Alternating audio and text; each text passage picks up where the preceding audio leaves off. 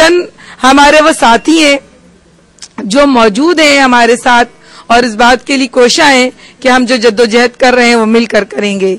और मुझे इस बात की, इस जुमले की जितनी तक़वियत मैं इस जुमले से पाती हूँ, जो अस्मा बहन का जुमला, अस्मा मंजूर का, कि जब हमारी बहन ने, साथी ने उनको दावत दी तो उन्होंने कहा नहीं ये तो आप मेरा काम कर रहे हैं, मेरे साथ ताउन कर रहे हैं। मुझे इस जुमले से जितनी खुशी हुई, जितनी तक़वियत मिली, मैं इसको बयान नहीं कर सकती। सच्ची बात यह है कि जब हम में से हर एक ये सोचेगा कि दूसरा हमारे साथ ताउन कर रहा है तो फिर हम जद्दोजहद कर पाएंगे। जब हम ये सोचेंगे कि हम उनके साथ ताउन कर रहे हैं तो शायद हम कुछ भी ना कर पाएंगे। बस इसी जज्बे के तहत हमने आप सबको जमा किया है, और हमारा इस तहरीक का, ये इस कैंपेन का जो नाम है खानदान हमारा साहिबान, इसका नाम है। और औरत और हक तलाक जो है हमने विमेन फैमिली कमीशन की तरफ से, ये हमने बहुत पता ही नजर आता है आपको कि नहीं नजर आता, ये हमने इसका सामने रखा है। और इसके हमारे अगराज और मकासद क्या है, हमने क्यों कायम किया या इस कैंपेन को चलाने का क्यों इरादा किया। हम ये चाहते हैं कि पाकिस्तान में औरत से मुतालिक शरीयत से हम आहंग कवानीन के खिलाफ तसलसल से जो प्रोपेगेंडा हो रहा है उसका तदारुक किया जाए। दूसरी बात ये, दूसरा मकसद हमारा ये, हुदूद ऑर्डिनेंस के खिलाफ तरमीम की जो मुहिम चलाई जा रही है, हम चाहते हैं कि इसके बारे में लोगों को आगाह करें और इसका तदारुक करें। इस्लामी नजरियाती कौंसिल के क़याम और इसमें तब्दीली के असरात से अवाम उन्नास को आगाह करना भी हमारे अगराज़ व मकासद में शामिल है। हुदूद ऑर्डिनेंस और इसमें तरमीम या तब्दीली के नुकसानात से आगाह भी हम करना चाहते हैं लोगों को।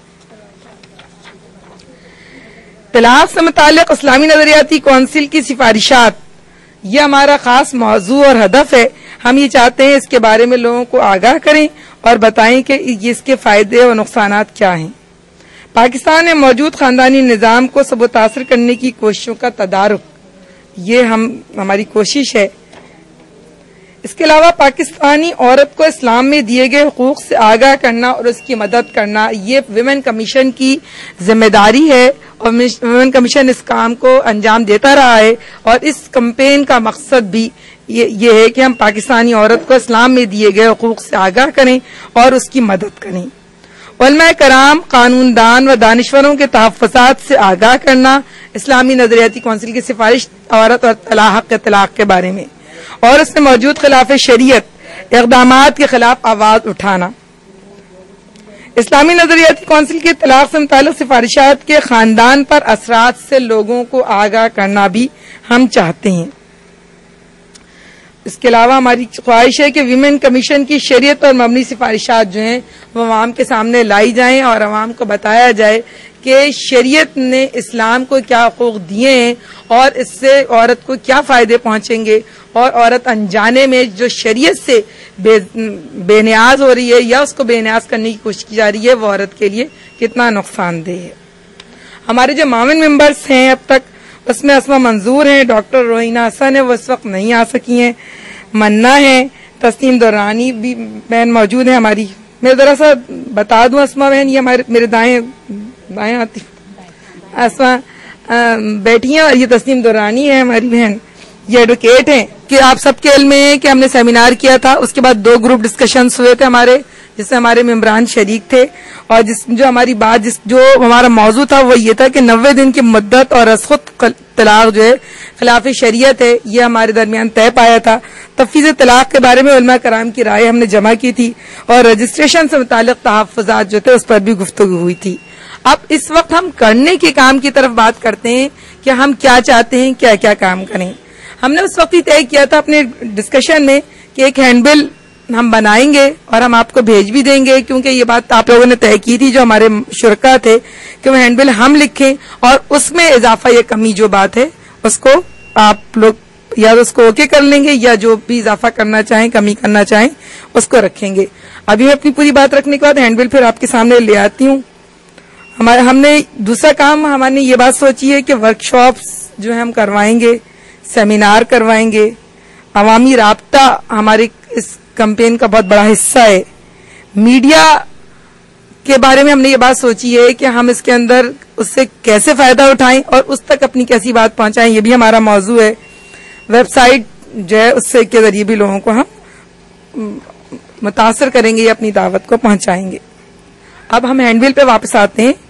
हैंडबिल में हमारे जहन में 3 काम है। एक तो एक हैंडबिल, कहाँ हैंडबिल जरा दे दें लोगों को, आप लोग देख लीजिए।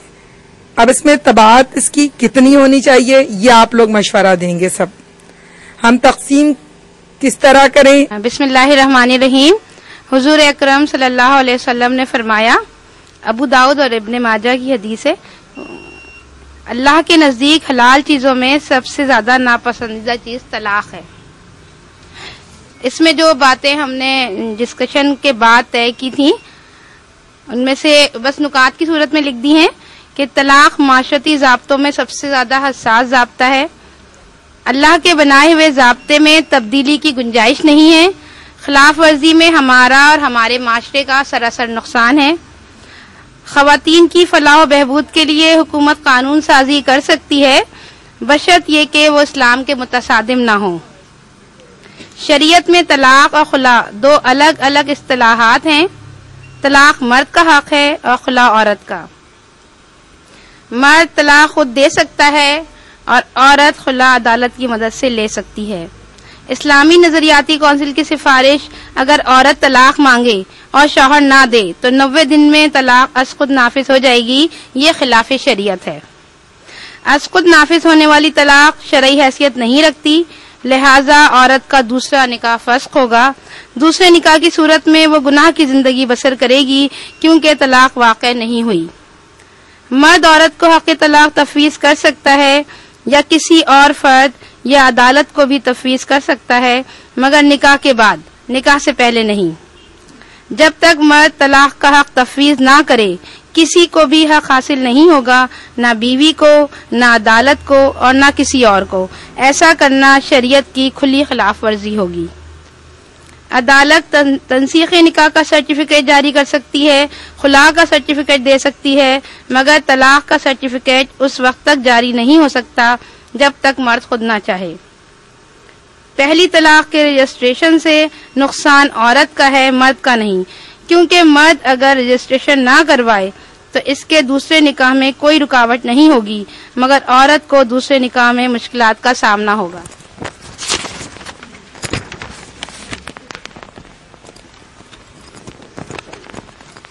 पहली तलाक की रजिस्ट्रेशन के बजाय औरत की गवाही को कबूल किया जाए और अदालत तहकीक के बाद औरत को तंसीख़ निकाह का सर्टिफिकेट जारी करे।